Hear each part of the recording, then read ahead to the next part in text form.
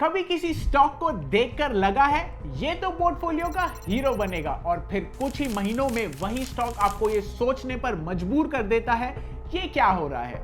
Welcome back to informed investor. आज हम बात करने वाले एक ऐसे स्टॉक की जो पिछले कुछ समय से हेडलाइंस में छाया हुआ है, जिसका चार्ट देखकर इन्वेस्टर शॉक्ड भी है और कंफ्यूज भी, और वो स्टॉक है Keynes technology.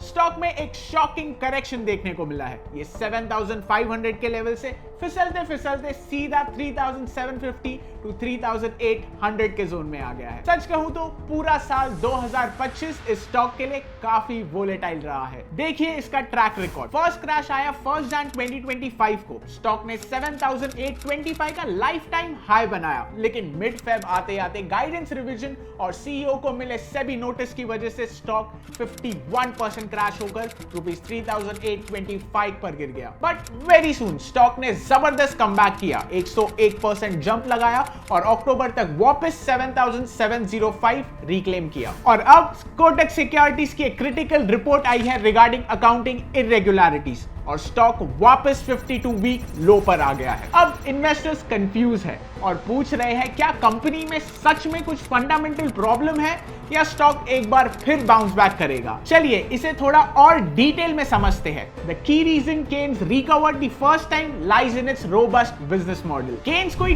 Typical mass assembler नहीं है, ये end to end system design and manufacturing partner है। जहां बाकी peers high volume consumer goods पर फोकस करते हैं, Kaynes high mix low volume manufacturing में स्पेशलाइज करता है, वो भी क्रिटिकल सेक्टर्स के लिए जैसे एरोस्पेस, डिफेंस, ईवीज और रेलवेज। चलिए केन्स की कोर यूएसपी समझते हैं। सबसे पहला high entry barriers. Kaynes regulated sectors में क्लाइंट्स के साथ मिलकर प्रोडक्ट को को डिजाइन करता है। एक बार सर्टिफिकेशन मिल गया तो मैन्युफैक्चरर चेंज करना बहुत ही कॉस्टली होता है। इससे मिलता है कस्टमर हाई स्टिकीनेस। दूसरा सुपीरियर मार्जिन्स। जहां volume players on an average 4% पर काम करते हैं, केन्स अपनी कॉम्प्लेक्स इंजीनियरिंग की वजह से 15% EBITDA मार्जिन कमांड करता है। यही वजह है कि इनका 5 ईयर प्रॉफिट कैगर नियरली 100% है। तीसरा स्ट्रेटेजिक एक्सपांशन। पीएलआई स्कीम्स के सपोर्ट से ये सेमीकंडक्टर्स में एंटर कर रहा है, जो इन्हें ग्लोबल चाइना +1 स्ट्रैटेजी का की बेनिफिशियरी बनाता है। तो बिजनेस तो नो डाउट काफी स्ट्रॉन्ग लग रहा है। अगर मैन्युफैक्चरिंग बिजनेस इतना रोबस्ट है तो मार्केट सेंटीमेंट इतना नेगेटिव क्यों है? इसका जवाब छुपा है इनके क्वालिटी ऑफ अर्निंग्स में। हालांकि हेडलाइन प्रॉफिट नंबर्स अच्छे दिख रहे हैं, लेकिन कोटक ने कुछ अग्रेसिव अकाउंटिंग चॉइसेस को फ्लैग किया है, जो प्रॉफिट्स को पेपर पर असलियत से बेहतर दिखाता है। 4 बड़े रेड फ्लैग्स जिनकी वजह से सेल ऑफ हो रहा है। Number 1, the too good to be true acquisition.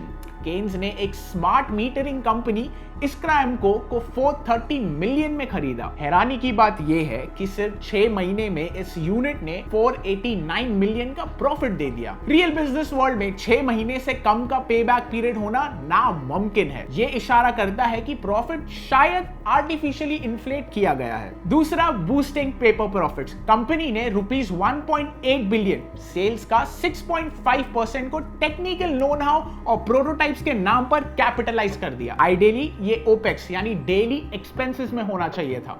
इन्होंने लॉन्ग टर्म एसेट्स यानी केपेक्स बनाकर केन्स ने इस साल का खर्चा कम कर दिया और प्रॉफिट को आर्टिफिशियली ₹1.8 बिलियन से बढ़ा दिया। Third is burning cash versus booking profit. Profit report करने के बावजूद कंपनी कैश ब्लीड कर रहा है। इनका कैश कन्वर्जन साइकिल 22 दिनों से बढ़ गया है।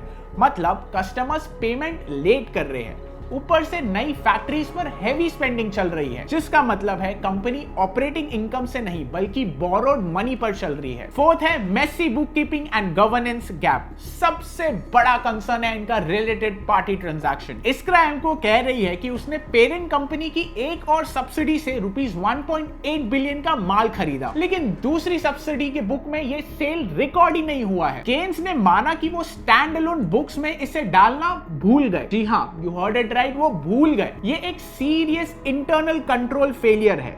इसके अलावा इस्क्राएमको एक्विजिशन की गुडविल रिपोर्टिंग में भी काफी एम्बिग्विटी है। टेक्निकली ये मूव अकाउंटिंग स्टैंडर्ड्स के दायरे में हो सकता है और इसीलिए शायद ये फ्रॉड ना हो, लेकिन ये एक बड़ा कॉर्पोरेट गवर्नेंस गैप को हाईलाइट करता है। जब अकाउंटिंग इतनी कॉम्प्लेक्स और अग्रेसिव हो जाती है तो ऐसा लगता है कि कंपनी ग्रोथ दिखाने के लिए स्ट्रगल कर रही है। समुद्र में और भी काफी क्लीन मछलियां हैं, इसीलिए इन्वेस्टर्स अभी होप की जगह कॉशन चूज कर रहे हैं। ऐसे ही interesting business case study insights के लिए डाउनलोड करो इन्फॉर्म्ड इन्वेस्टर ऐप, क्योंकि नॉलेज में एज है। This is Prithvi Agarwal signing off. जय हिंद।